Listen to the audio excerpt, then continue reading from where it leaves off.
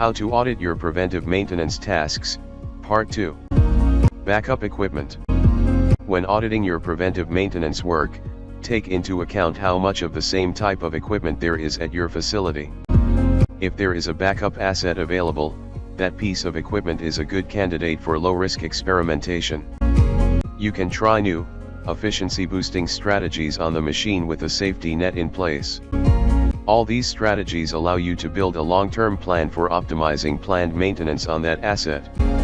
Just make sure that the backup asset is ready to run if the primary machine goes down. Estimated vs actual time on task. Based on the reason, you can tweak your schedule to account for or accommodate it. If production routinely interrupts a certain, consider giving a half-hour buffer between the expected end of the work order and the expected start of production.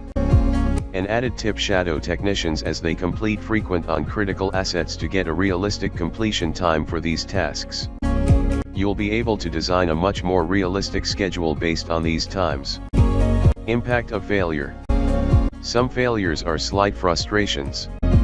Others are full-blown, migraine-inducing breakdowns that can ruin your day in seconds.